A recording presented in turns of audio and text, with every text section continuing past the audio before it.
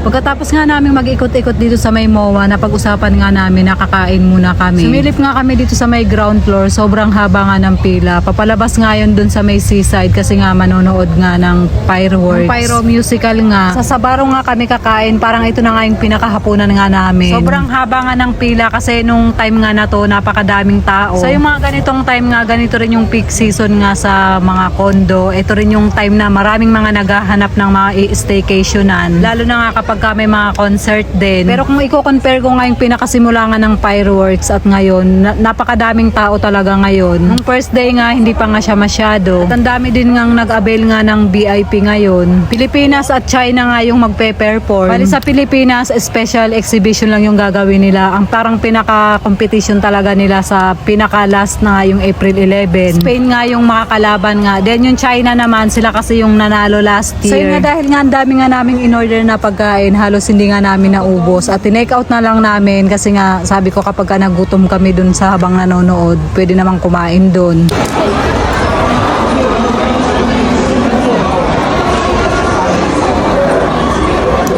Pagkatapos nga namin kumain, bumili nga kami ng ticket dito sa ticket booth. So 250 nga yung dito. Nung first day nga ng pyro musical, nanood din kami ng kapatid ko sa Sky MOA nga. 200 lang din yung binayaran namin doon. Pero marami nga akong napapanood na maganda nga pumwesto nga dito sa may seaside kahit nga naka-silver lang yung ticket na i-avail. Kasi nga parang naka-VIP ka na din. So yung pagpasok nga namin dito, may kanya-kanyang gate nga napapasukan. Merong silver, VIP, meron naman ding gold. Doon nga sa gold, parang wala kang makikitang mga nakaharang, unlike dito nga sa silver na may makikita kang mga restaurant. Kaya naghanap din kami ng mapupwestuhan na walang harang kahit nga puno. So yung pagpasok nga namin dito sa pinaka silver booth, talagang napakadaming tao. At tuloy-tuloy pa rin nga yung pagdating nga ng tao, parang mga 6:30 na nga kami nakarating nga dito.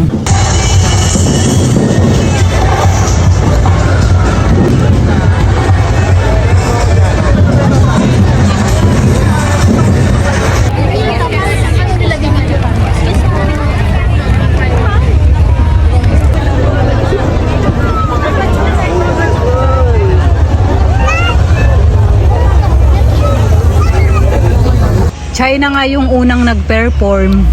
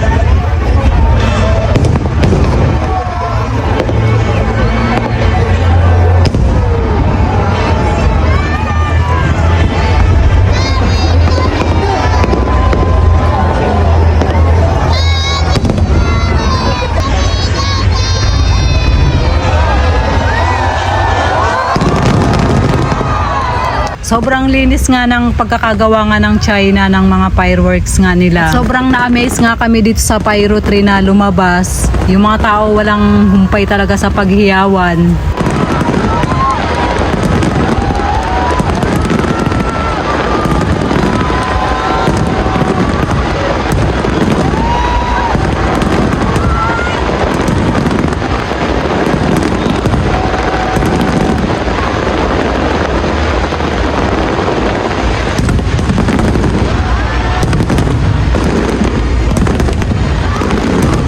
Tumagal din nga siya ng mga 20 minutes at dire-diretso nga yun, kaya sobrang nabusog talaga yung mga mata nga namin.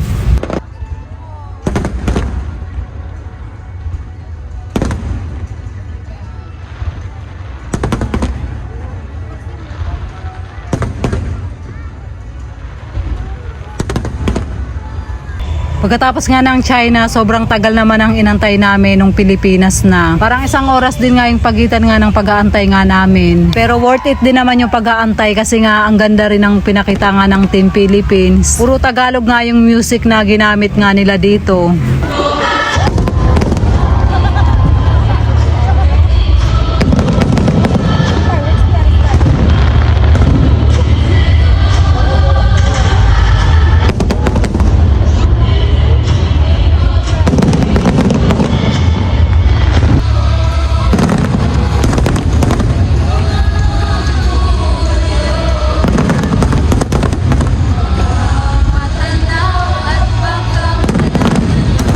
Kung sa China, meron nga silang Pyro Tree. Ang Pilipinas naman, meron naman silang Pyro Eagle. Doon din nga kami na-amaze, kaya naghiyawan din yung mga tao.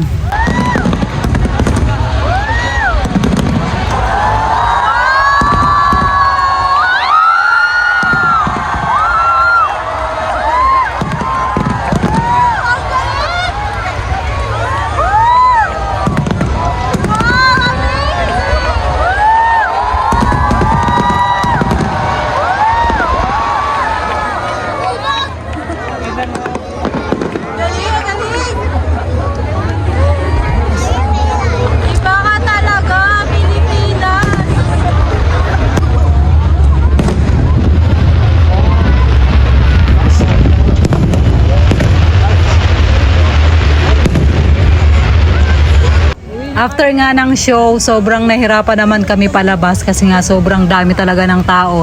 Yung iba nga nagpaiwan na lang muna at tatambay daw muna sila kasi nga ayaw nilang makipagsabayan nga sa mga lumalabas. Magaling din palang Pilipinas.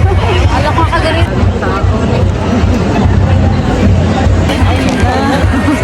Parang galing sa concert. So yan na guys, hanggang dito na lang po yung ating video for today. Maraming salamat po sa inyong panonood. Mag-iingat po kayo palagi. God bless and babush!